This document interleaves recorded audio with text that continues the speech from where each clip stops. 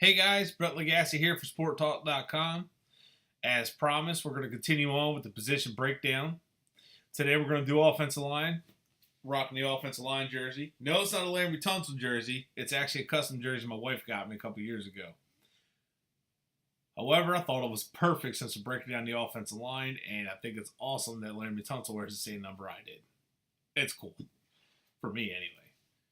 So, speaking of Larry Tunsil, he's the first name on my list to talk about. And let's talk about the two guys that I think are set in stone coming into the season, barring any injuries, obviously. Please, no injuries, please. Larry Tunsil played really well last year at guard. Obviously, he was a steal, one of the steals of the draft, at least in the first round. Shouldn't have been there. The Dolphins did their due diligence and snatched him up in a heartbeat. I loved it. Someone who should have been a first overall pick is now our left tackle. That's pretty awesome. Last time that worked out, for at least for a few years before the injury bug bit Jake Long in the butt, but that's in the past. Juwan James, I think, did a good job at right tackle. At first, he had some struggles, and he definitely showed some maturity by not complaining, not talking about it, by just biting the bullet, sitting on the bench, talking to the coaches, doing what he needed to do to get better. And that was shown that after he was benched a couple times, he stepped up, did better, and the rest of the season, he was lights out.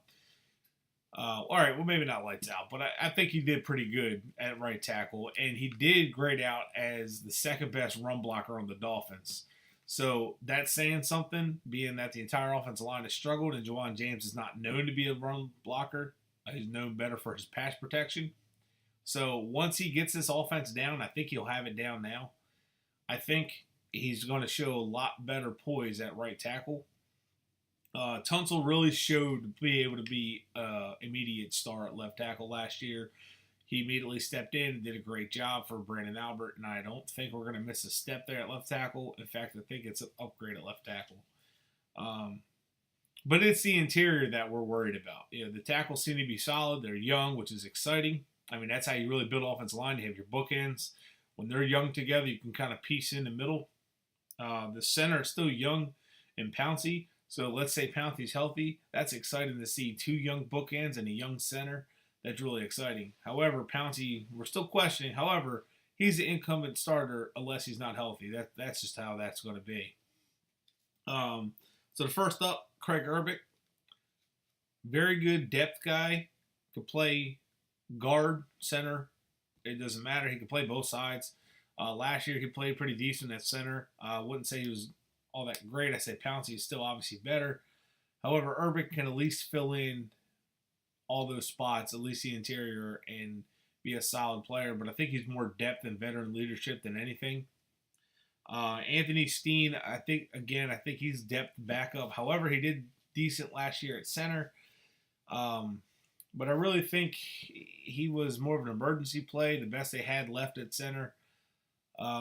He was benched in favor for Urbick at some point last year. And I see Steen more as a backup depth guy. I don't see him as a starter or even really pushing much for a starting job. But he is a nice depth. I mean, he's going to come in and at least play. So it's not like he's going to be an open door there. Ted Larson.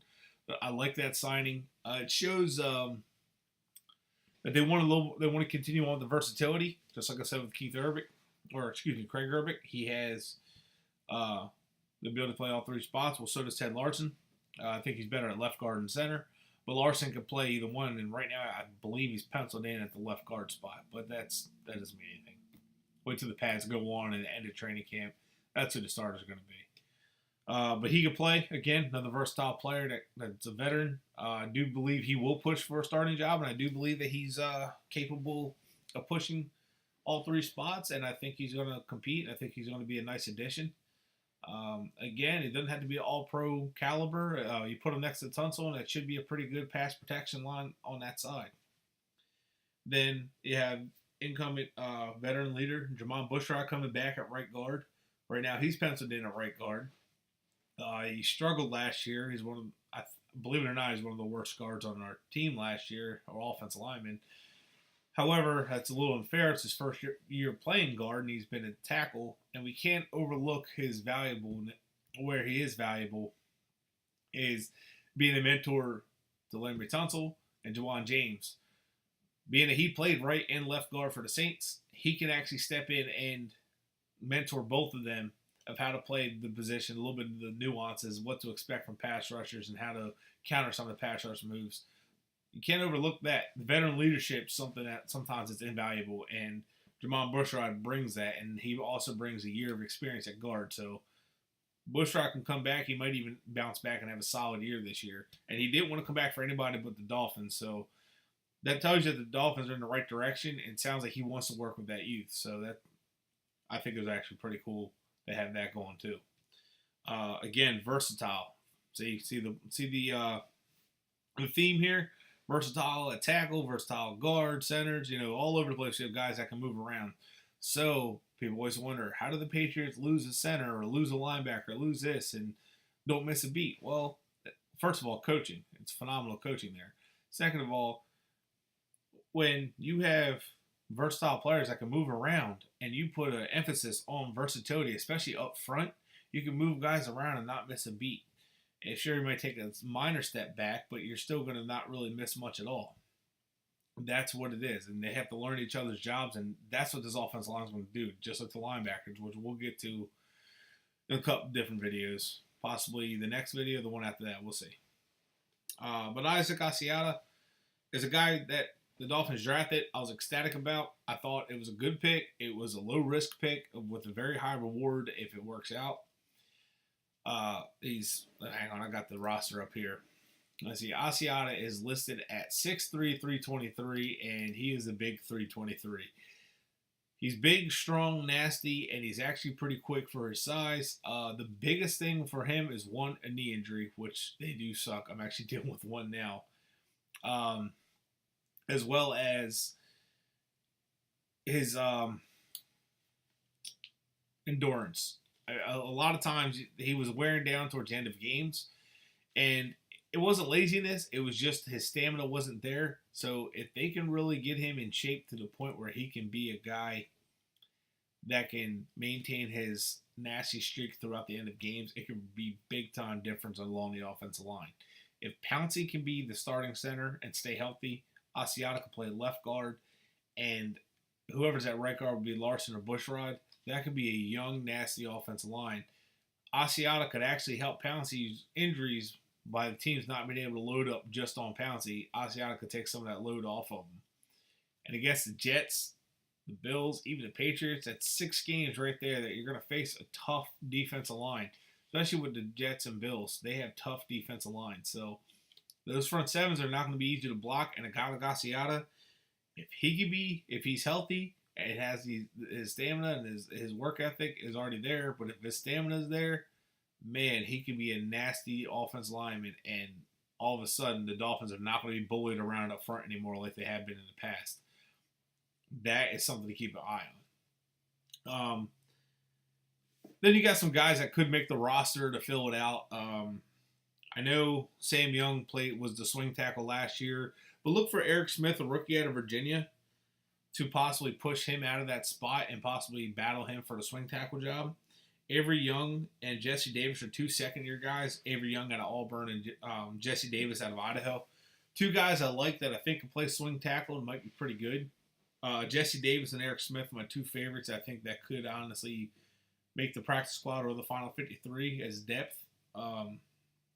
We already have, Tunsil, James, Urbic, Steen, Larson, Bushrod, Asiata. So that's 7 offensive linemen.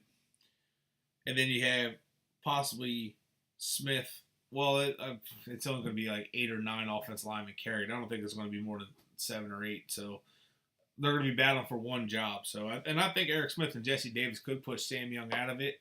They both are pretty sound players that with some coaching could end up taking the backup role and be a pretty solid swing tackle.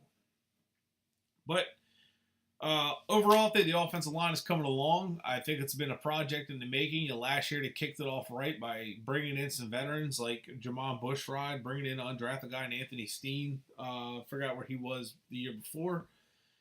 And bringing in Craig Urbick as well. And then this year, bringing in Ted Larson and Isaac Asiata, Continuing on with Juwan James, knowing that just because the old regime drafted him didn't mean that he had to go.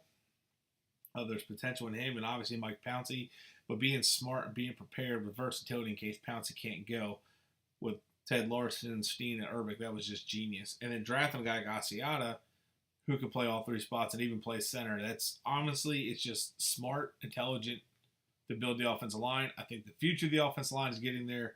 Give it time, guys, and I think this offensive line is actually, excuse me, this offensive line is actually going to turn it around this year, and it is going to be the key to success going forward. So that's it for me. We're going defense next. Really, the only positions left are linebacker and defensive line. Unless you want me to break down edge rushers separately than the interior defensive line, we could do that. Just go to sporttalk.com. I'll have a poll up. Let me know what you think, and we'll get on the next video. That's it for me, guys. Thank you.